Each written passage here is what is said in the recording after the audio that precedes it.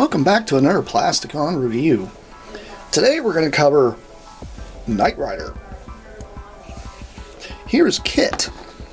And Kitt is a little die-cast version of a Racing Champs car. This is a Racing Champs die-cast car. It's a little Trans Am. If you guys didn't know that, it's a Pontiac Trans Am. You can see he's got his little red swooshy light here in the front, and he's just like that stark black.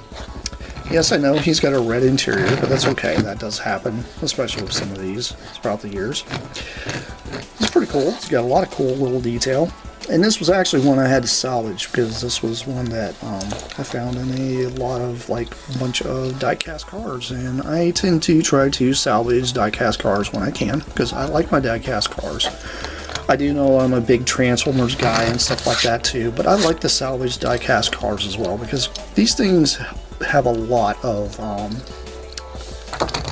these things mean a lot to me because when I was a kid I had tons of die-cast cars, tons of micro machines, you name it. I love this kind of stuff.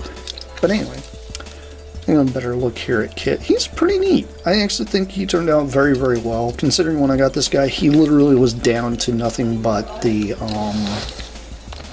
bare steel. Like, he literally could have passed for a car. That's how beat this thing was. But, you know, it's a Racing Champs, or Road Champs, is what it is. Just kind of show you guys this 82 Trans Am, which is exactly what he would have been. He does have some decent suspension, especially as old as this one is. It's actually got a good suspension to it, which is kind of crazy because a lot of these cars tend to lose their suspension over the years.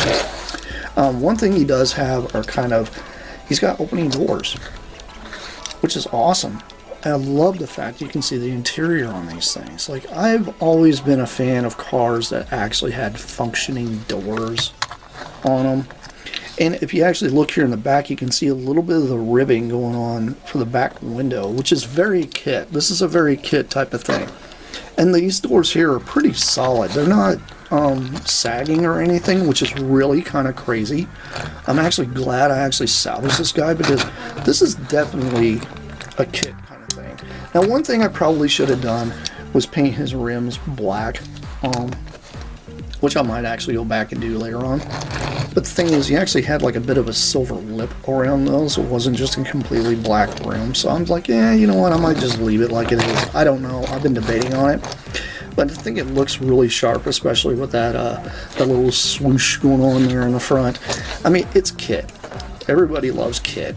And, you know, it's kind of hard to not like a Trans Am car, especially one like these, because little die-cast cars are amazing, and they're just fun to play with. I mean, I always had a soft spot for these kind of things, and the older I've gotten, the more I actually really do appreciate these things, because when we were kids, you found these, like, all different kinds of brand name cars out there. You had k.i.t.t, you had these ones that are straight knockoffs that had no name to them whatsoever.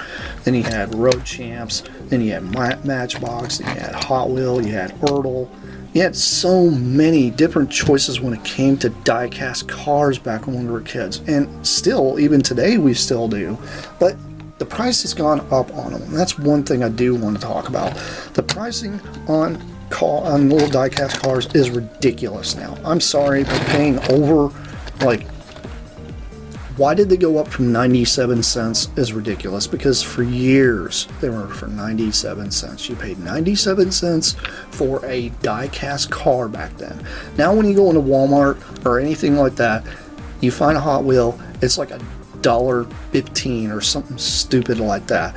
Why they went up just a little bit, I have no idea, because you can even go to Walmart now, and the Walmart's knock-off little Adventure Force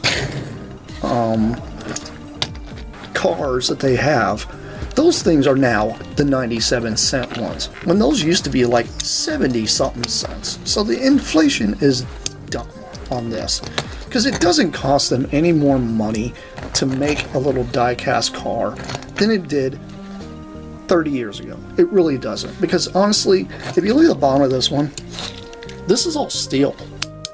This is die cast. This is metal. You look at the modern ones, it's all plastic. Like the whole bottom of it's plastic. Half the time, the top of them, I've seen them where literally the entire car is plastic. There's no die cast at all. And then I'm seeing them where, yeah, it's got a little bit of die cast here. Maybe there's like a die cast engine or something, and the rest of the thing is plastic. It's just ridiculous, like how they have cheapened out on die cast cars. It's kind of a sign of just like what's going on with the world anymore. But that's just me kind of waffling about that. But anyway, the Kitt is awesome.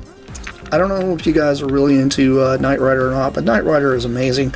I've seen the Transformer crossover for Knight Rider. It's awesome, but I don't really have any desire of owning that toy. It's a cool toy for people out there that want to collect the larger stuff. I am more into the smaller things because it's easier for me to store. And honestly, it's easier for me to display. I like having just something small I can grab and play with and then put it back and not have to worry about parts falling off, battery box going bad, or anything like that. I'm just not into that anymore. I'm just more into this kind of thing where it's small, and small stuff is fun to me, and I try to keep everything as simple as possible, and that's why I'm into little die-cast cars. But anyway, this has been Plasticon, and this is me signing off. I'll see you guys around because I have plenty more coming your way. That's it for now. Bye!